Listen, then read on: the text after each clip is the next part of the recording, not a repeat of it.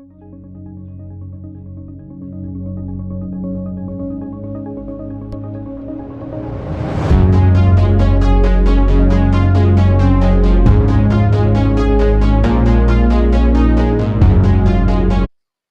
Afternoon प्यारे बच्चों, how are you? आप लोग कैसे हैं? ठीक ठाक हैं सब? Welcome to my channel Tiwari sir chemistry वाला।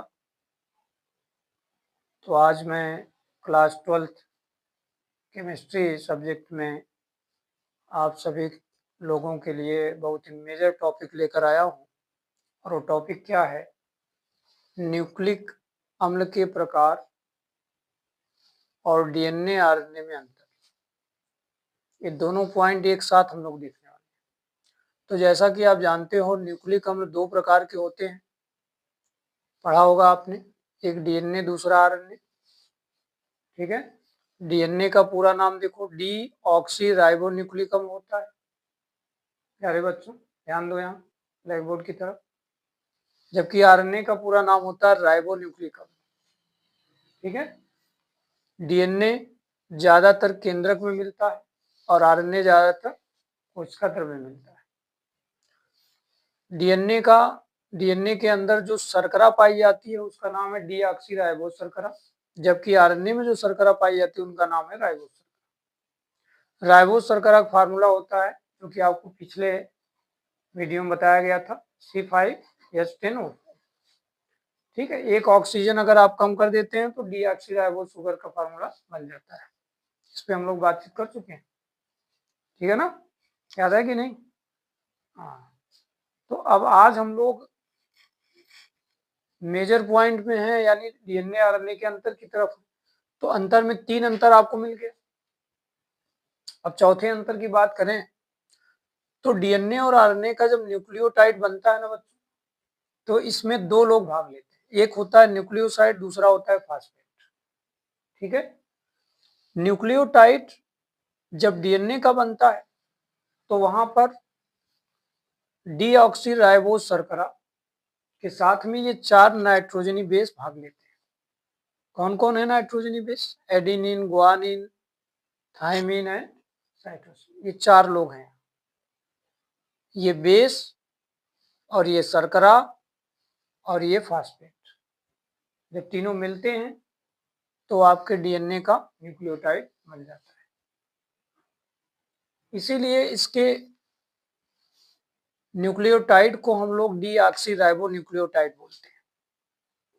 क्या बोलते हैं बच्चों? डीऑक्सीराइबो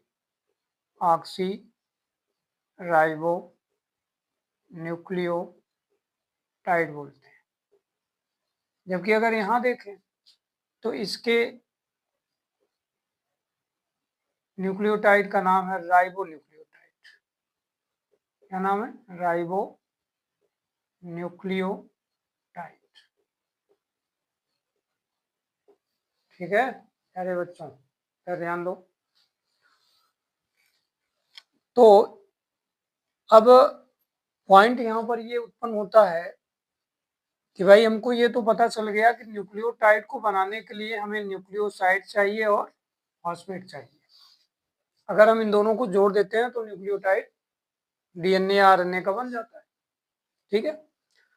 अब इस अवस्था को समझने के लिए हमें एक रेखा चित्र की तरफ चलना पड़ेगा। यानी अब मैं आपको एक न्यूक्लियोटाइड और न्यूक्लियोसाइड का निर्माण का रेखा चित्र दिखा रहा हूं, उस पर आप लोग ध्यान देंगे। तो जैसा कि ये देखो, डीएनए आरएनए में अगर डिफरेंस आता है तो आपके सामने कितने पॉइंट बन रहे हैं, जरा एक बार हम लोग क्लियर कर लें। पहला पॉइंट ये बन रहा है, दूसरा ये बन रहा है, तीसरा ये बन रहा है, चौथा यहाँ पर और पांचवा पॉइंट यहाँ बन रहा है। यानी कुल 5 मेजर डिफरेंस हमारे सामने आ चुके हैं डीएनए और आरएनए में। ठीक है। तो अब अगर हम लोग ये जानना चाहते हैं कि न्यूक्लियोटाइड कैसे बनता है तो उसके लिए हमें क्या करना होगा? सबसे पहले ये समझना पड़ेगा कि न्यूक्लियोसाइड कैसे बनता है। ठीक है, न्यूक्लियोसाइड कैसे बनता है। तो न्यूक्लियोसाइड को बनाने के लिए आपको क्या चाहिए, ध्यान दीजिए। न्यूक्लियोसाइड को बनाने के लिए आपको चाहिए शर्करा,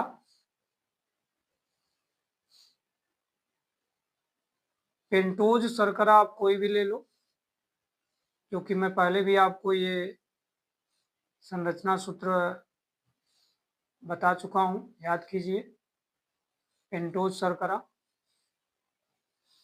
ये है, ठीक है, पेंटोज शर्करा है ये, और यहाँ पर OH है, यहाँ पे H, इसी तरह यहाँ H OH ऐसे बना हुआ था, याद है,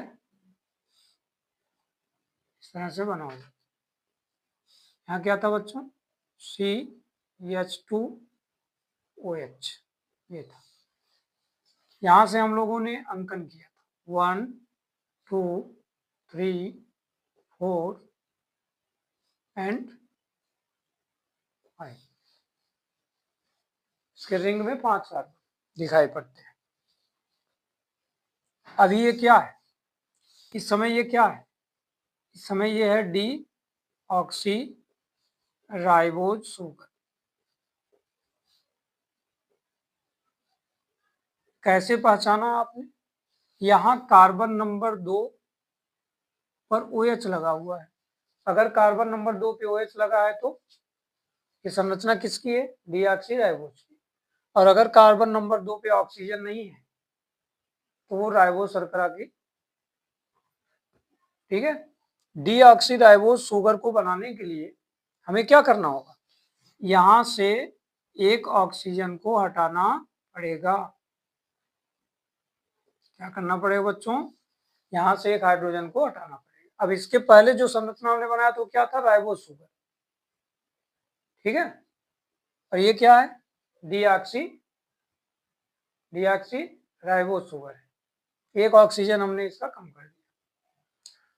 अब करना क्या है आपको, अगर इसे आप न्यूक्लियोसाइड बनाना चाहते हैं तो केवल यहां से OH को हटाइए और इस जगह पर एक नाइट्रोजनस बेस कोई भी, जैसे कि एडेनिन जोड़ दीजिए।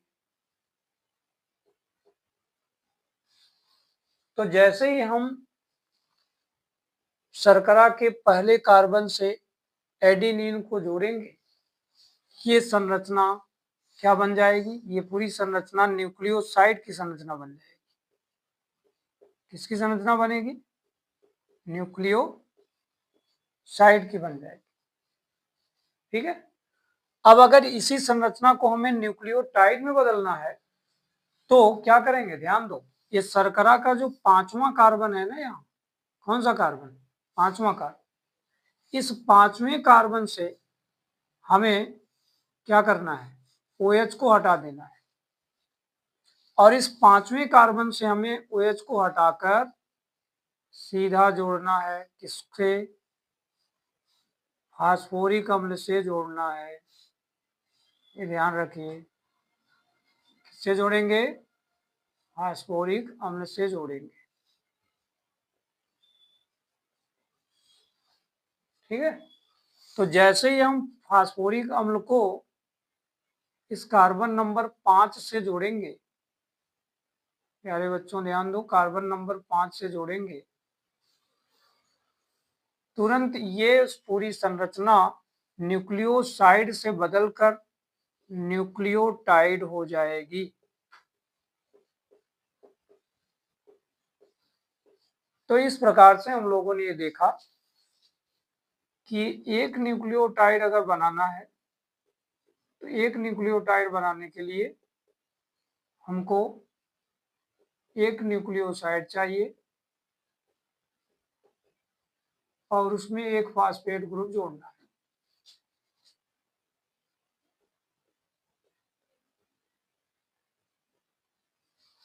दूसरी तरफ अगर एक न्यूक्लियोसाइड बनाना है तो एक न्यूक्लियोसाइड बनाने के लिए नाइट्रोजनस बेस चाहिए